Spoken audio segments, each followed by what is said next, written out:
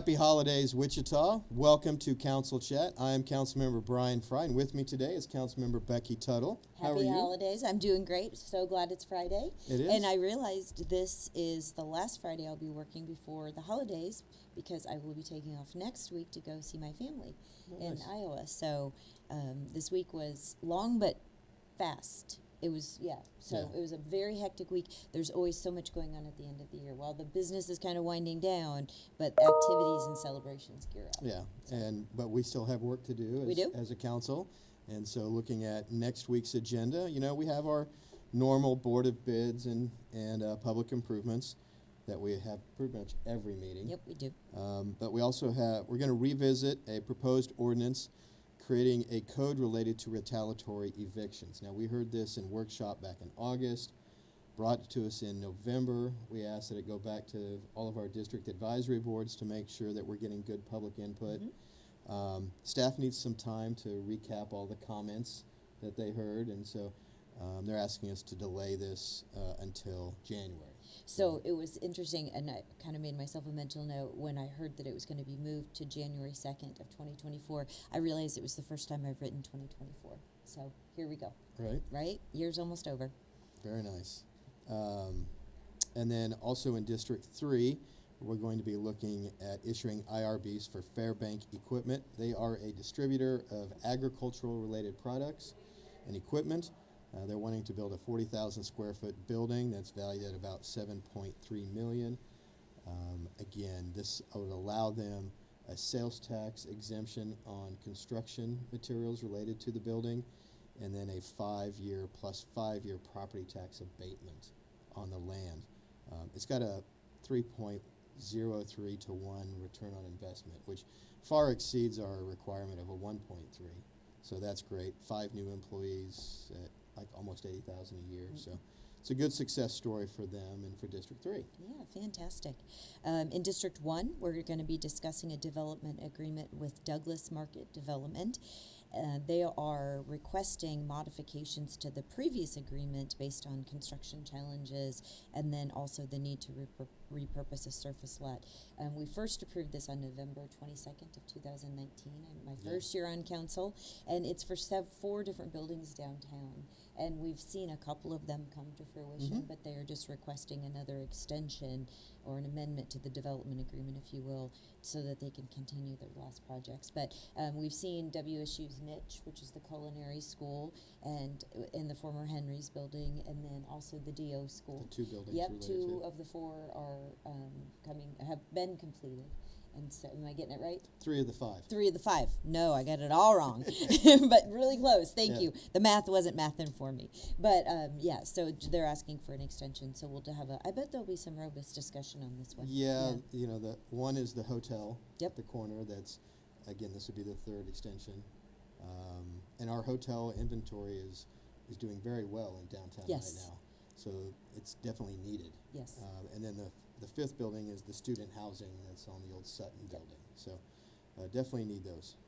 The next thing that we're going to be looking at is some business regulation changes. We did a workshop on this I guess it was last month, and it was super interesting to me to know some of the regulations or licenses that we have within our city that we weren't even aware of, or maybe just I wasn't even aware of. But there's 15 different licenses that we'll be looking at, and it's everything from clairvoyance and fortune tellers to penny arcades, theaters and shows, laundromats, so limousines. So it'll be an opportunity just to kind of clean things up. This was a partnership with our legal department and then also police department. Yeah. And so I think I'm always for any time that we can make government easier to do business. So hopefully this will be beneficial. And many of these licenses we learned during the workshop, people weren't even aware of them, so they weren't even applying for them. So there's very little revenue loss for this project. Right. It's also how people interact with our departments. Cleans up a lot of the language, that it's very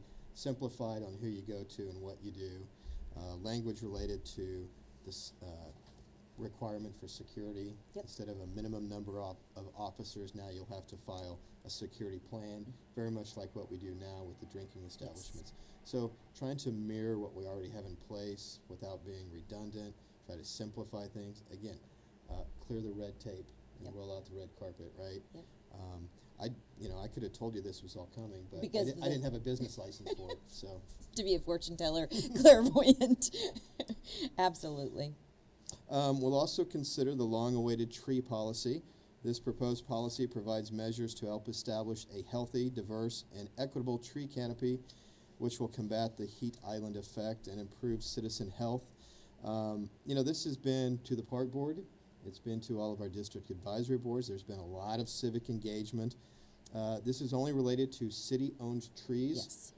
right-of-way, city parks. It is not related to any private property or commercial property. This is just on city-owned land. But the whole idea is really not only to have a policy in place on how do we handle our tree canopy, but also how do we improve the communication between citizens, developers, and everyone that has an interest in trees, right? So that they know what we're doing, getting ahead of it, and so that way we're just not cutting down trees and people going, what are you doing? Yep.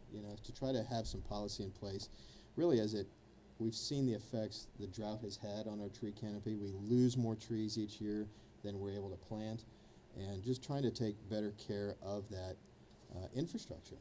I was pleasantly surprised how not only my dad was interested in this, but I also had community members who came to my district advisory board meeting to talk about this. And then I've had quite a few community members reach out. So this is something that's really important to people, and I'm glad for that, that they know that they can come and their voices will be heard. Yep. A project that we have both been working on, the BNR facility, which is biological nutrient removal, or a fancy way of saying wastewater. Yes. And then another long phrase here, supervisory control and data acquisition systems development and programming. Basically what that means is that is the equipment to control, monitor, and operate the treatment plant. Yes. So it's all of that back office stuff, and to be able to make sure that everything's working right and all the systems are go. And so we had a staff screening and selection committee. We interviewed 3 proposals, and we awarded a contract to CDM Smith to operate this aspect of the plan. It's about a $6 million contract, and this would be the final action to approve that contract. So right before council chat, Councilmember Frye and the other council members and our mayor were in agenda review, which we do every week on Friday before council meeting. And we also had our monthly director's report, and it was from Gary Jansen, who's our awesome director of public works and utilities. And we talked about and got an update about the water treatment plant and BNR. And one thing that I always tout is that between the 2 projects, it's almost $1 billion worth of infrastructure. That we were fortunate to get amazing loans from the state and from the federal government, so that it's not going to greatly impact our water rates, which is important not only for our residents, but then also to attract business and industry. But these are generational projects. Oh, absolutely. And when we look at 2 of these projects at the same time, communities across the nation would be envious to have one. Right. And we have both going on at the same time. And you mentioned the financial component. We've seen from our peer cities double-digit increases annually on their water and sewer rates, and we've been able to manage it below 5. And for the next few years, we're even projecting out lesser than that. Yes. So it's a lot of eyes and ears watching these projects and doing very good due diligence and making sure we're getting the best value for our residents. And so, it's an awesome time to see. And again, generational. When you go to the current water treatment plant and there's a plaque that it was dedicated under Franklin Delano Roosevelt, boy, it's time to maybe invest in your water treatment facility. Well, and I think sometimes people don't remember too that this is certainly important, the BNR, for everyone in the community, but for our residents south of Kellogg. Oh, yeah. Some of my district, but mostly in District 3, there's significant odor. Right. And sometimes it's, it seems like just a nuisance or an inconvenience, but, it can interrupt people's family activities if they're outside, different things.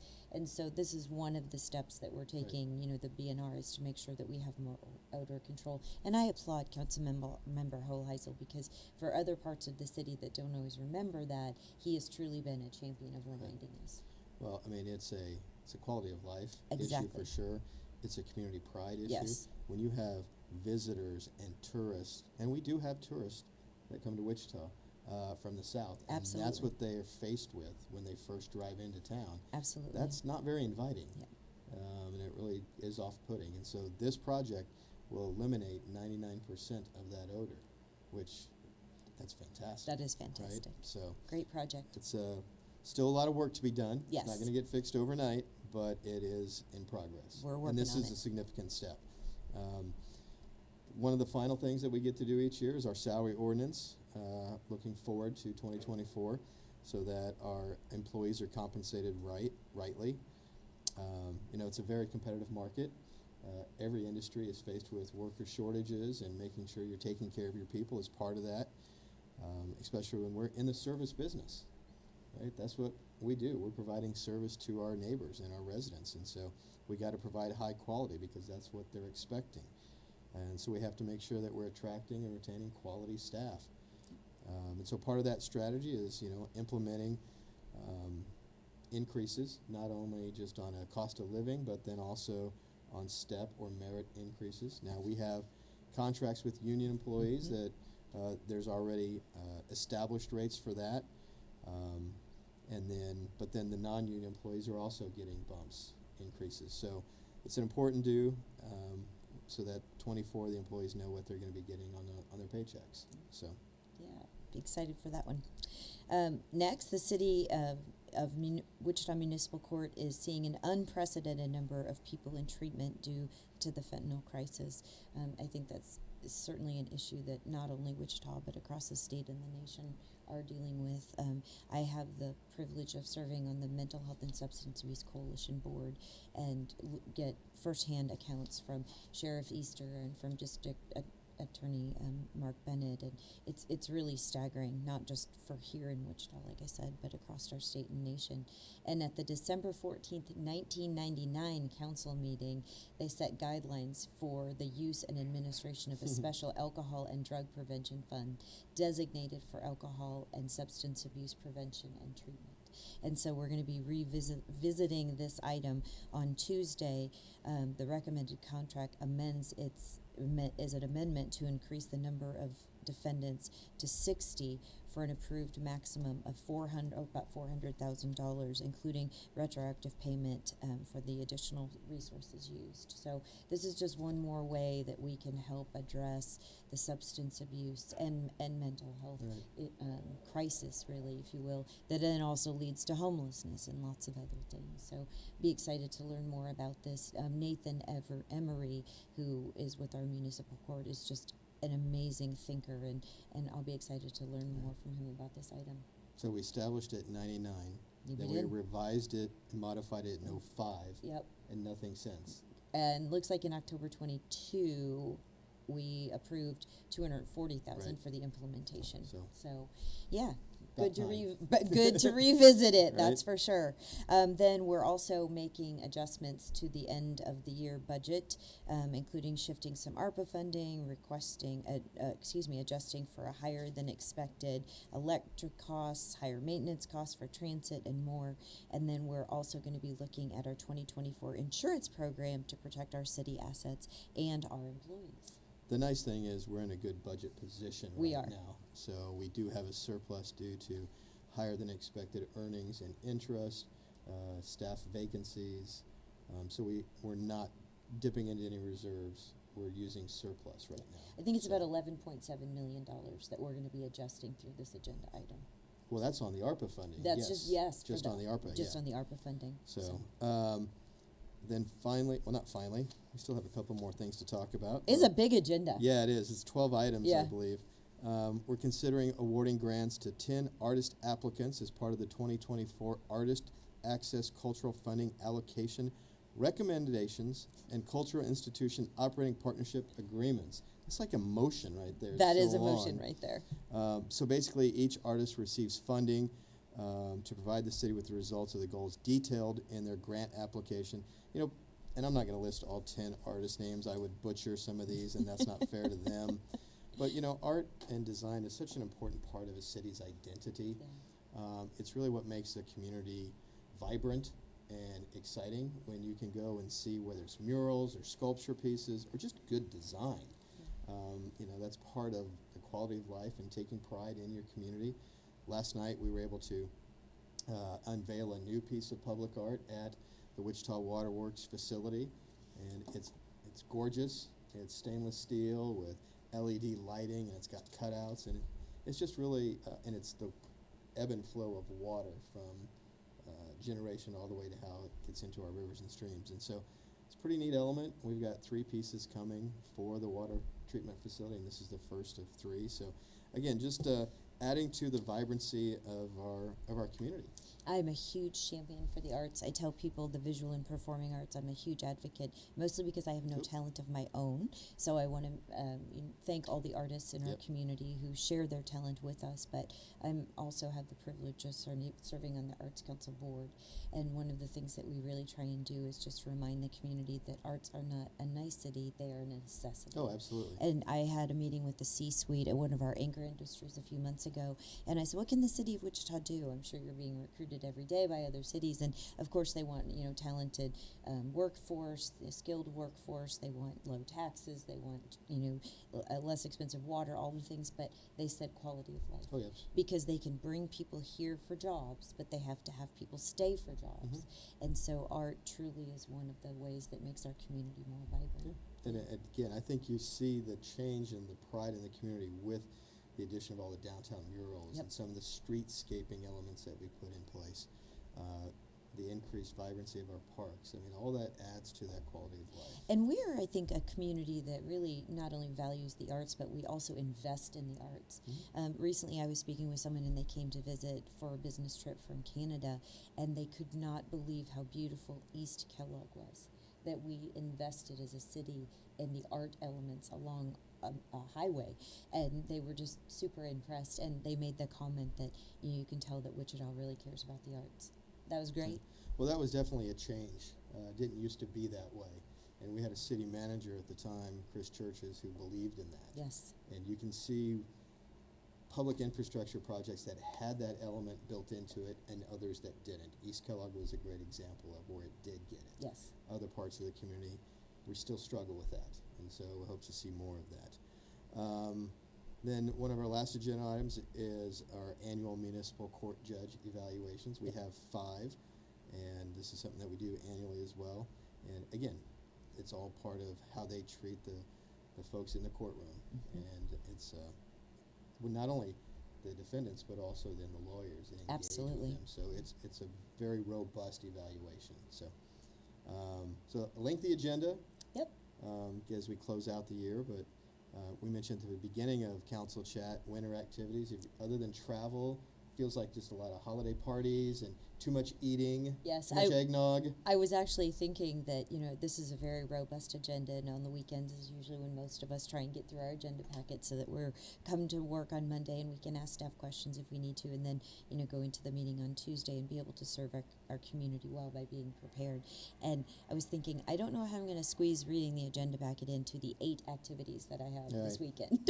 and So it's and Christmas shopping. Which yes, I've done I still need to do some Right. of that, and so 'tis the season. I feel like it kind of snuck up on me. I don't know how, but I'm certainly enjoying it. I'm having a great time, and just lots of ways to interact with people, lots of different events with different groups of friends or different work commitments, but it's just a great holiday season. Yeah, I'm envisioning gift cards is probably going to be the easiest thing for me to do this year. So And I was thinking maybe not all Christmas cards will get out. Some people just might get a text this year. Right. So could we change it to just Happy New Year cards, and that way you have an entire month to get those out? do you know, one time I missed cards, Christmas cards, holiday cards, because of some personal things, and so I sent everyone Valentine's Day cards, and people really appreciated it and they liked it. So it's something different. So don't feel guilty if you can't get your holiday cards out. You can just celebrate another holiday. All right. Well, so we've built up. Surprise question. and We're trying to delay the surprise Well, question. it flashed on the screen. I don't know if you I didn't saw see. it. I saw that, but I caught a didn't see little what it bit, was. So roll it out. Let's see Okay. what it is. A real-life version of Jurassic Park or Independence Day. So remind me, I know Jurassic Aliens. Park, aliens. They came to attack Earth and take over. So I'd have to Yeah. say Jurassic Park. I'd go with Jurassic Park too, because I feel like there could be a chance I could make friends with the big dinosaurs and they wouldn't eat me. Well, no, because but they would just, like, that's all they got, their little arms. That's cute. But I don't think I'd have any way to survive with the aliens. They seemed even more angry. I mean, first off, yeah, we don't know their true motive. Yeah. I mean, dinosaurs just want to eat. Right? That's true. So That was a pretty good question. Thank you. Appreciate it. interesting. I was expecting something holiday-ish. I was too. So Yeah, that one took me I off thought it was going to guard. be is Die Hard a Christmas movie. We've had that discussion already, but I thought it was going to be a holiday, Yeah. right? Yeah. me So too. what's your favorite Christmas carol? Oh my goodness, that caught me off guard. I don't know. I haven't thought about that in a while. I mean, you got the old traditional favorites, right? Like the Bing Crosby Yeah. and the Dean Martin and White Christmas. White Christmas, right? Yeah. Those, and then you've got the more modern versions like Straight No Chaser. I don't know if you're familiar with them, but they do a lot of fun takes on Christmas carols. You know, I still love some of the old Peanuts Christmas carols. Yeah. You know, and you got the Mannheim Steamroller. But I don't remember the last time I sang a Christmas carol. And no, I'm not going to. Sounds like a challenge. I'll wear a funny Christmas suit, but I'm not singing a Christmas carol. Awesome. Oh, and I do want to thank you for that. Councilmember Frye has been very active in our community with the Salvation Army and the Red Kettle, and you do it every year, and you stand out there in the cold and the rain and the wind and, you know, the snow if we get it, whatever we have. And the Salvation Army is such a great organization that serves some of our most vulnerable in Wichita. So thank you for doing that. Oh, thank you you. represent the city well. We appreciate I it. enjoy it, and I debuted a new suit this year. Awesome. And I've got 2 shifts on Saturday, so looking forward to it. Hopefully Good. the weather cooperates. Yeah, but hope so too. Salvation Army does an amazing job with and very efficient with their money. And that's what I think is the most compelling part of it. Absolutely. And it's so. Want to close it out? I sure do. Thank you, everyone, for joining us today. We appreciate it and hope you have a safe and happy weekend and hopefully get to fit in all of your holiday activities. And thank you for being here, Mr. Frye. Appreciate it, Councilmember Frye. Be sure to subscribe and follow on Apple, Spotify, or wherever you listen to podcasts. Have a great weekend, Wichita.